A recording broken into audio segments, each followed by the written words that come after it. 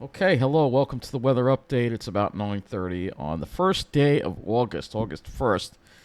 And you can see here, we had clear air over us. However, you can see that there was a lot of smoke if you were like down in the DC area or the mid-Atlantic.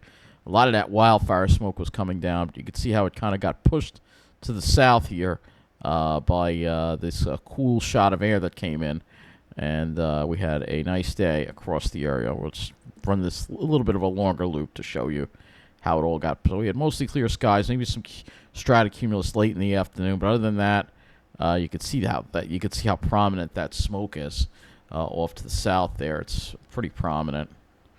So as you get toward the last, yeah, you can see. Look at that. That's pretty prominent right there.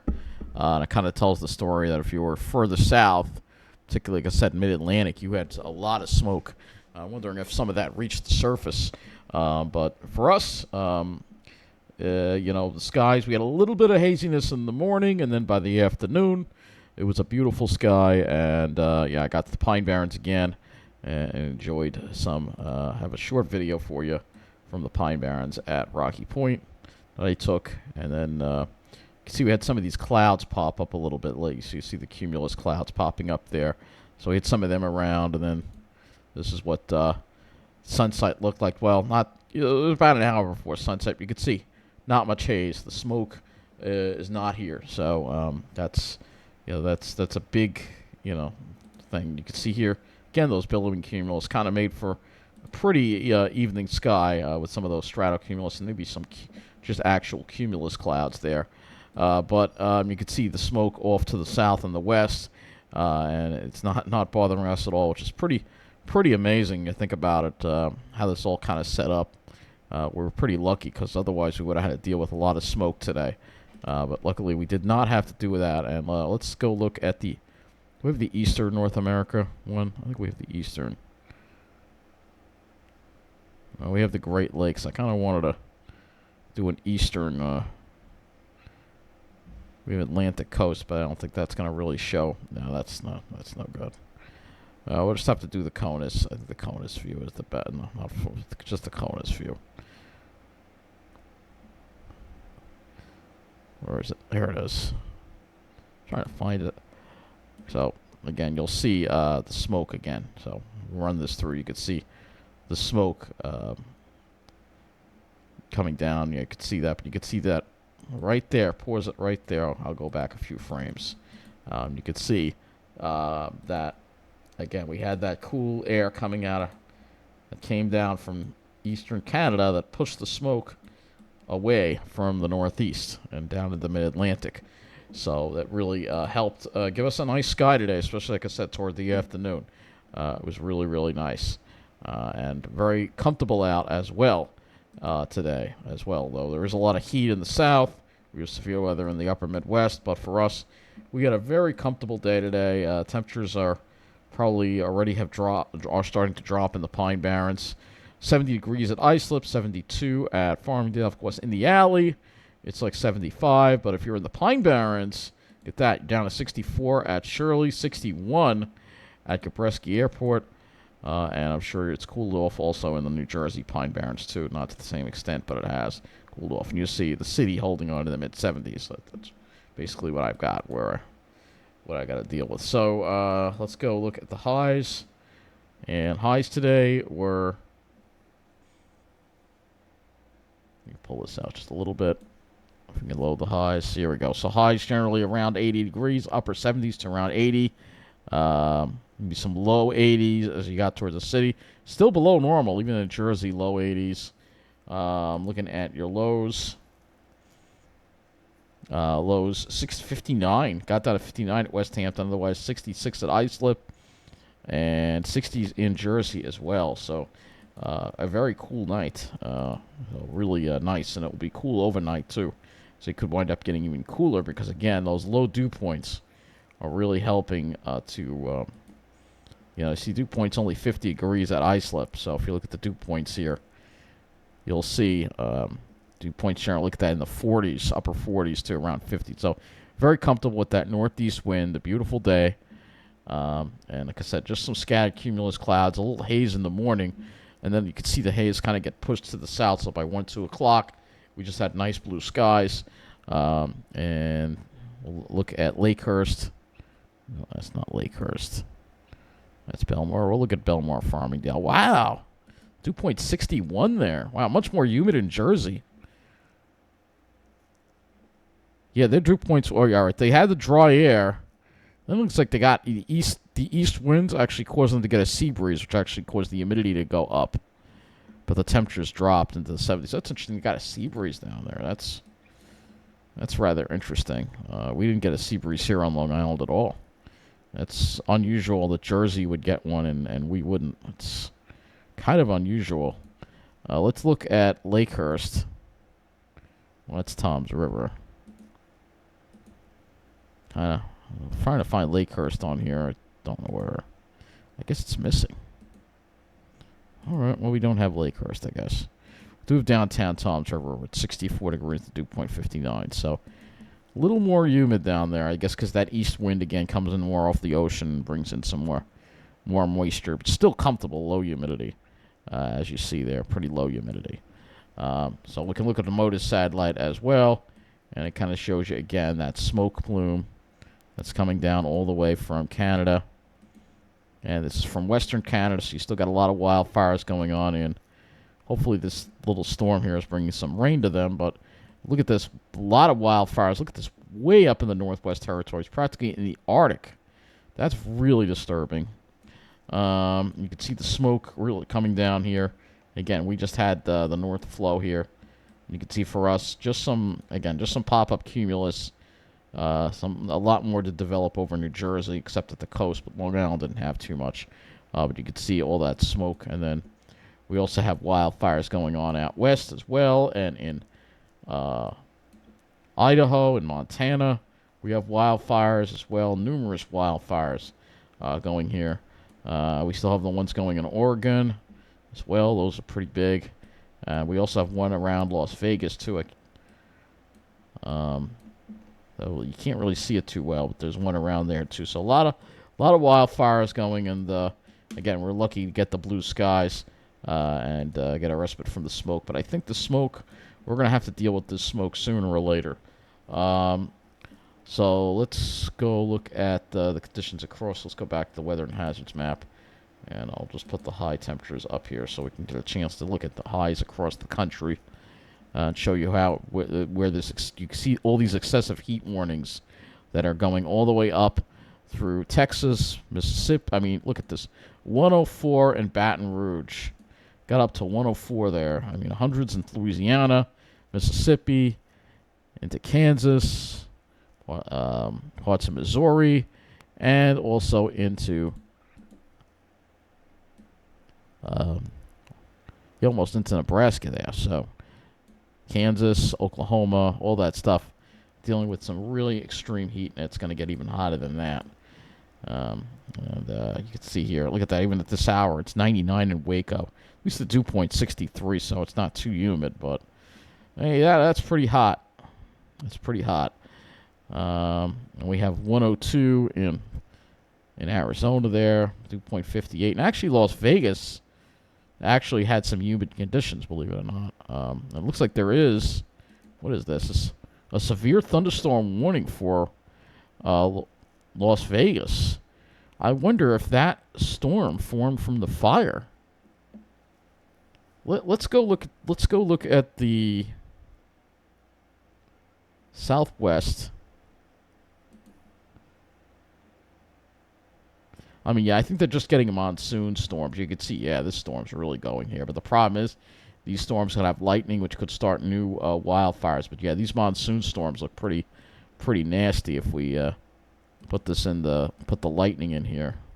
Yeah, there's quite a bit of lightning here. So this is the concern, is that these are going to start more wildfires. If we go look at the radar for the country, you'll see here quiet in our area, but again, we have the storms in North Dakota, scattered storms in the Rocky Mountain area, and then Las Vegas, we have these severe thunderstorm warnings. These storms look pretty bad, and the problem is they probably won't bring much rain. Well, it is monsoon moisture, and we start seeing that in the southwest, so hopefully there will be enough rain to maybe put the fires out. But if it's not enough and you just get lightning, it's just going to start more wildfires, unfortunately. Looking at your weather map here, high pressure is over the northeast. And you can see we got our big ridge in the middle of the country here. It's bringing the heat. And then we have some inland troughs in the interior here of the west. Looking at the Storm Prediction Center, you see the slight risk in North Dakota as well as in Nebraska. Looking at tomorrow's convective outlook, you'll see the slight risk moves east into east, and got marginal risk up in upper Wisconsin. Looks like Missouri dealing with the slight risk. So tomorrow, but again, for us, the nice weather will continue. So let's go to the models now, and we'll first look at the surface here. I'm not going to talk about the upper air because I got to. Oh, that's right. I got to go over the statistics too before I go to that. Let's do the statistics for the month here. And we're first going to do today's statistics at Islip. So today we were below normal by 2 degrees at Islip, high 79, low 66. Central Park, 4 degrees below normal, high 82, low 65. Below normal indefinitely. So obviously when we go ahead and we look at the monthly weather summary for Islip, which we're going to do right now, you'll see that we were at the average maximum at Islip was 84.4 degrees. Normal is supposed to be 82.8. That's 1.6 degrees above normal. It was the warm nights, though, that really contributed a lot. 69.7 was the average minimum. Normal 67.3. That's 2.4 degrees above normal. So that gives us a mean of 77, which means we are 2 degrees above normal for July. All right, not a huge anomaly, but we knew July was going to be above normal. Let's look at Central Park. Central Park, average maximum was 86.4. The normal is 84.9. That's 1.5 degrees above normal. Average minimum 71.7. Normal is 70.1. And that is 1.6 degrees above normal. The mean 79 degrees. And that is 1.5 degrees above normal. So warmer than normal July. And if we go just take a glance at Newark, let's see what Newark's anomalies are here. And of course, Newark is the highest. Always, New Jersey is always much warmer, has a much warmer anomaly than everybody else. They were 2.5 degrees above normal. So while, we were around 1.5 to 2 degrees above normal, they have 2.5, almost 2.5 degrees above normal. So let's go look at the models. Go back to the models here. So as we head into this week, you see that high there start to move. It stays over us for tomorrow. And then it starts moving offshore Thursday. We get into that return flow, which is going to increase the humidity and chances for rain. Here we got some chances for rain on Friday, but then another high builds down for the weekend, Saturday into Sunday. So we should have a nice weekend as we go into the weekend. We should have a nice weekend, a dry weekend, not too much rain, and so not too much drama. I remember what happened last Saturday night with the storms. I don't think that's going to happen this Saturday night. So let's go to the HRRR model. Most of the zeros the HRRR in now. All right, so looking at today, I'm looking at tomorrow. You'll see, again, high pressure stays over us, fair weather, and then Thursday we get into that return flow. Now all we got is out to 21Z. You'll see some scattered shower activity here. All right, scattered. All right. But it's mainly going to stay to the west. I don't think we're going to see much of anything. Let's go to the dew points and wind flow. So we have that light northeasterly flow, and dry air stays in place tonight. Northeasterly flows. We head into tomorrow. Northeasterly flow comes east and then southeast. And that sets the stage for an increase in humidity by tomorrow night. So tonight we'll have a lot of radiational cooling, but probably not tomorrow night. And then as we go into Thursday, we have a south wind, but the dew points still aren't all that high, and that's why I think that we're not really going to see a lot of these a lot of rain because the air is still pretty dry. So let's look at the air temperatures tonight. We're dropping probably, a lot of people are probably going to see 50s tonight, probably 55 to 60. And if you're in the Pine Barrens, it might even be colder than that, like more like a low around 50 or so. So that's pretty chilly. But of course, if you're in an urban area, especially an urban hellhole like where I live, your lows will probably only get down to the mid to upper 60s if you're lucky. For Wednesday, you'll see here that we'll have, again, it will be cool with that easterly wind. Highs on Long Island may only be in the 70s. Go inland, you might have low 80s. And then tomorrow night, we don't cool off as much. I don't think we will cool off quite as much. We'll probably have lows more like around 60, but it'll still be a cool night.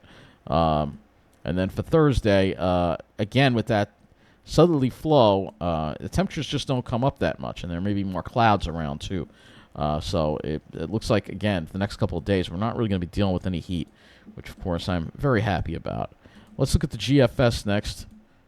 I'll look at the dew points on the GFS. So you see, again, the dew points stay. Thursday, the dew points really don't rise that much. It's not until we get to Friday, and that's when we'll have our better rain chances. And we'll see those dew points in the 60s and maybe close to 70 with the southwest wind. And then by Saturday, the drier air starts working in. And then for the weekend, we'll have north to northeast winds, and we should have nice, again, more nice weather again. Here's Sunday, again, plenty of dry air. Now, heading into next week, we'll start seeing a surge of more warmth and humidity again. But it looks like it looks like next week we may have to deal with a little more humidity, some more typical August weather as we get into next week. Let's look at our temperatures. All right, we're looking at the GFS here. So you're looking at your air temperatures, and you see Thursday warms up a little more into the 80s. This is for Wednesday. You can see stays cool. So Thursday warms up, but Friday we're going to have a lot of cloud cover and the rain chances, so that might wind up keeping the temperatures down. And again, if you look at this, you see it's showing rain over our area. It's going to be hard to tell exactly. It's too early to tell when we're going to see that rain as far as if it's going to be showery, it's going to be like an all-day thing. I think it'll just be showery in nature.